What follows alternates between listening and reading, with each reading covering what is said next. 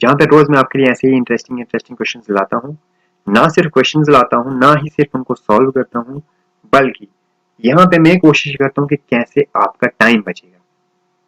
आपको बस इस बात को ध्यान रखना है कि आपको टाइम कैसे बचाना है और सिंपल सा दिमाग लगा के आप कैसे चीजों को आसान कर सकते हो।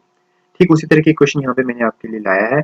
देखते हैं जरा आपको इस तरह के क्वेश्चन को। आप सबसे पहले ये सोचो, वीडियो को पॉज करो, खुद क्वेश्चन को सॉल्व करो, आंसर कमेंट बॉक्स में मेंशन करो। फिर उसके बाद मुझे बताओ आपने कौन सा वाला मेथड यूज किया था। उसके बाद मैं आपको जो मेथड बताऊंगा कि आपने उस मेथड से किया था या नहीं किया था, तो आपको कमेंट करके बताना है।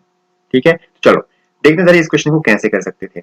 मैं दोनों चीजें आपके साथ डिस्कस करूंगा। यहाँ पे हमारे पास एक क्वेश्चन है जहाँ पे ये बोलता है कि वॉल्यूम है एक क्यूबाइड का और क्यूब का इक्वल है। तो सबसे पहले आपको पता होना चाहिए कि क्यूब जो है और क्यूबाइड है उनका वॉल्यूम किसके बराबर होता है। तो वॉल्यूम ऑफ क्यूब हमें पता है सर, साइड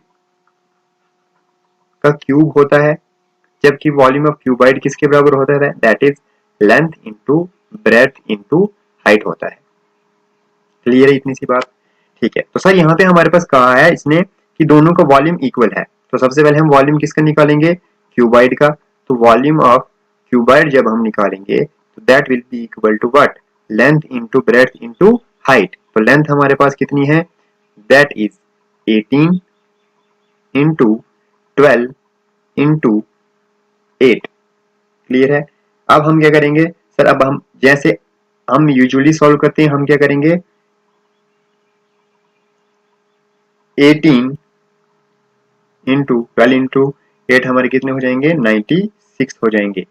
और अब इसको हम सॉल्व करेंगे तो 18 इंटू जो 96 हो जाएगा हमारा, that will be equal to 1728। Clear है यहाँ तक। फिर हम क्या करेंगे, अब हमें पता है कि यही जो वॉल्यूम निकल के आया है that is centimetre cube.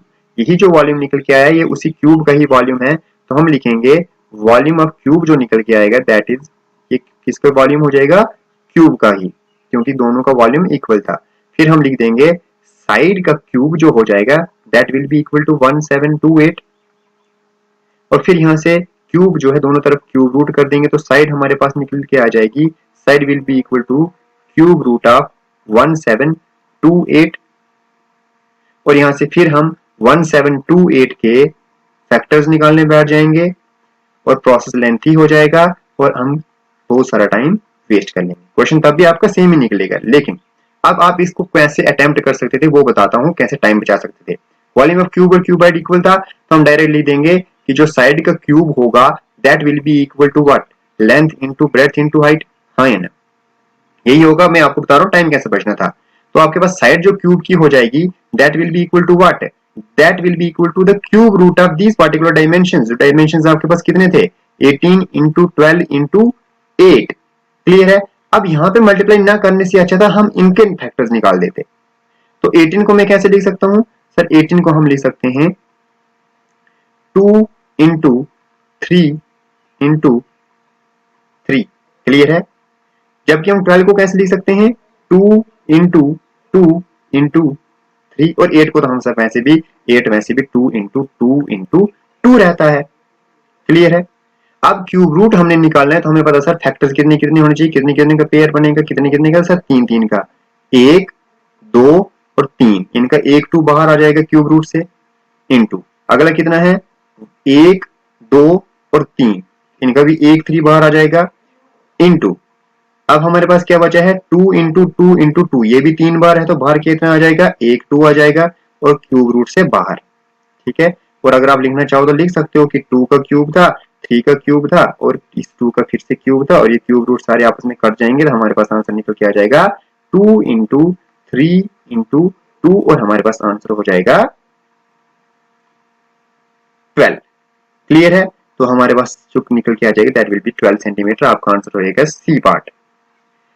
Clear है। अब सेकंड आप क्या कर सकते थे, जैसे ही आपने देखा कि यहां से ध्यान समझना, अगर आपने यहां तक निकाला होगा, यहां तक इस पॉइंट तक निकालने के बाद भी आप क्या कर सकते थे, ना ही ये मेथड यूज कर सकते थे। आपने क्या करना था, सिंपल सा सर हम यूज करेंगे 1728 सेंटीमीटर। मैंने आपको बार बार कहा है कि हम यूनिट डिजिट को देखेंगे, लेकिन वो तब जब हमारे पास ऑप्शंस अगर गिवन हो, और वैसे भी हमारे पास ऑप्शंस तो रहते ही हैं।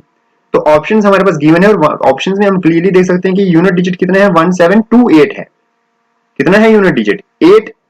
तो यहां पे देखें जरा 8 को जब मैं 3 बार मल्टीप्लाई करूंगा, ध्यान समझना, 8 को जब मैं 3 बार मल्टीप्लाई करूंगा तो सर यूनिट डिजिट तो हमारे पास कितना आ जाएगा, 2 आ जाएगा, लेकिन वो हमें चाहिए नहीं, तो 8 इसका आंसर नहीं हो सकता था। 10 को जब हम 3 बार मल्टीप्लाई करेंगे तो हमें पता सर वो 1000 हो जाएगा, तो वो तो आंसर हो नहीं सकता था, क्योंकि यूनिट डिजिट तो हमें 8 चाहिए। अगला जब हम 12 को मल्टीप्लाई करेंगे तो ध्यान समझना, 2 को जब हम 3 बार मल्टीप्लाई करेंगे तो यूनिट डिजिट कितना हो जाएगा, 8 हो जाएगा, तो हाँ ये आंसर हो सकता है। अगला 16 था, तो 16 में जब हम 6 को 3 बार मल्टीप्लाई करेंगे तो यूनिट डिजिट तो 6 आ जाएगा, वो भी आंसर नहीं हो सकता था। तो क्लियरली जब आप 1728 तक पहुंचोगे आप यूनिट डिजिट को देखोगे 8 है, इनमें से किसके 3 बार मल्टीप्लाई करने पे यूनिट डिजिट 8 आता है, तो हमें पता वो एक ऐसा ही नंबर सिर्फ 12 है, तो आप इस तरह से भी यहाँ पे बहुत सारा टाइम बचा सकते थे।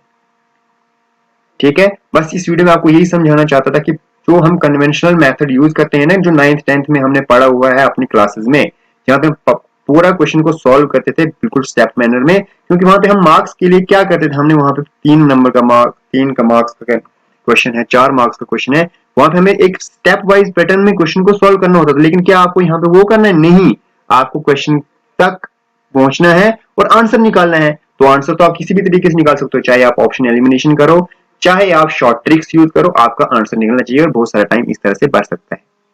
आई होप आपको वीडियो अच्छी लगी होगी। अगर वीडियो अच्छी लगी तो प्लीज वीडियो को लाइक कर देना, और चैनल को अभी तक सब्सक्राइब नहीं है तो प्लीज चैनल को सब्सक्राइब भी कर देना। इतना भी मुश्किल नहीं होगा, आई होप चैनल को सब्सक्राइब करना। चलो, अभी तक कर लिया होगा, आई नो, अभी भी नहीं किया है तो अब तो कर लो। चलो मिलते हैं ऐसी इंटरेस्टिंग वीडियो के साथ, तब तक के लिए टाटा बाय बाय।